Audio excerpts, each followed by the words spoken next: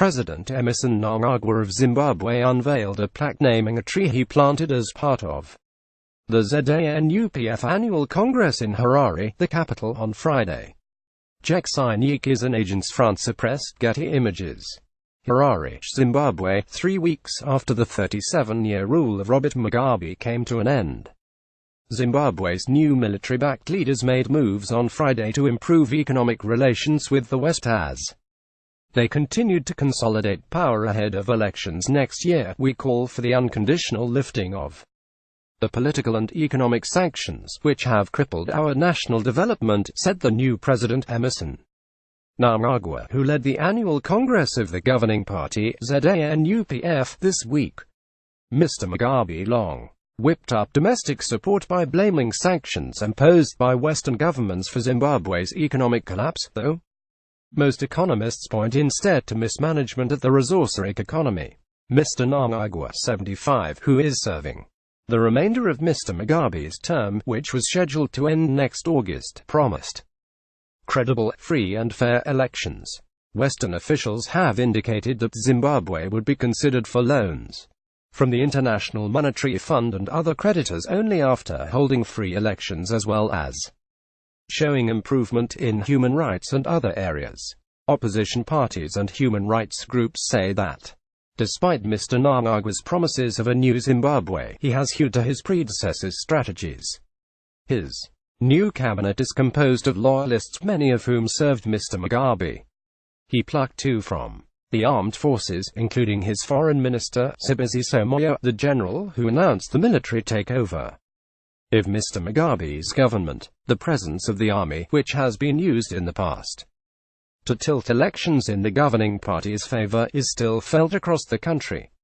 Soldiers remain deployed at checkpoints on roads and in towns and the countryside, often performing duties that they are not legally allowed to assume in peacetime. Critics say this is a military government, said Elias Mutsuri, a vice president of the Movement for Democratic Change, the main opposition party. And when you have a military government and it wants to stay in power, it could do anything. Two human rights organizations, Heal Zimbabwe Trust and Zimbabwe Peace Project, released statements this week describing growing cases of abuses committed by soldiers, ranging from beatings to the firing of live ammunition. The army placed Mr. Mugabe under house arrest on November 15 and eased the way for Mr. Mnangagwa to assume power. Why has Mnangagwa not quickly returned the soldiers back to the barracks? Asked OK Makuza, vice chairman of the Peace Project. If people are being beaten by soldiers and the head of state does not say a word, you start to wonder why. We want a country that is not militarized. The continued military presence is particularly worrisome because of the upcoming elections, which are likely to be held in August. In the past, Mr. Mnangagwa, who was Mr. Mugabe's right-hand man for decades, is believed to have orchestrated the rigging of elections. Soldiers played a key role in coercing voters to support the governing party, especially in rural areas. The intimidating presence of soldiers in rural areas where voter registration is now taking place was an inauspicious start to the election season, said Andrew Makoni, chairman of the Zimbabwe Election Support Network. Mr. Makoni said that the new government should appoint an independent leader for the Zimbabwe Electoral Commission, and invite credible international election monitors. All of this depends on the political will of the new establishment, he said. At ZANU-PF's Congress, Mr. Mnangagwa's staunchest allies showed little willingness to accommodate outsiders.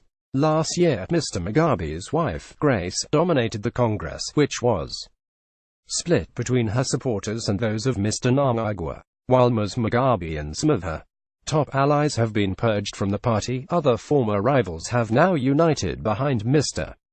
Mnangagwa. ZANU-PF is stronger than before, the Rev. Morris Brown Gwedegwe, a party member who founded a church in 2014, said, adding that opposition parties were unnecessarily evil. Mr. Mugabe, 93, who has made no comment since his resignation, is in Singapore where he has regularly received medical treatment. But even in his absence, Mr. Mugabe's presence was felt.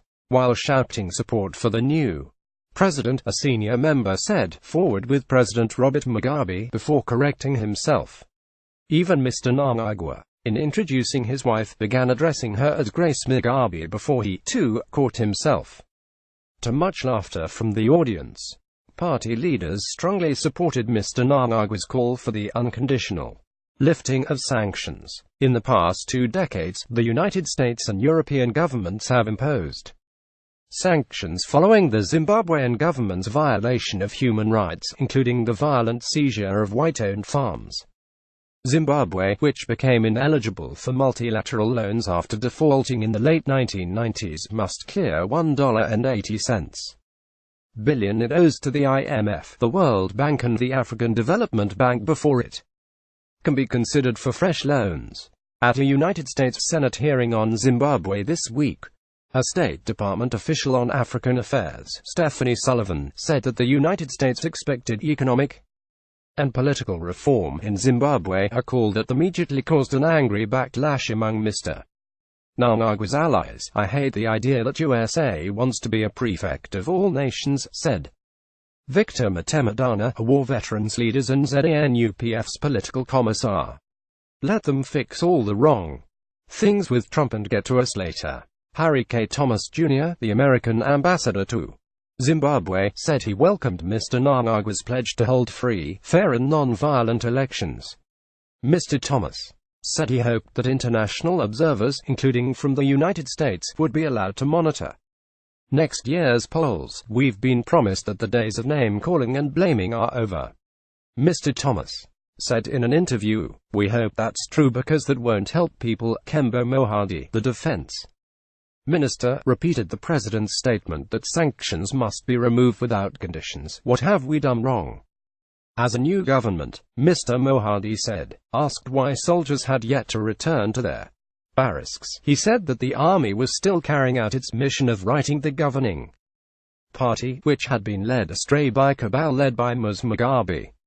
The military has called its ousting of the old government under Mr. Mugabe as Operation Restore Legacy, until that legacy is restored, the defense minister said. "Our presence will be seen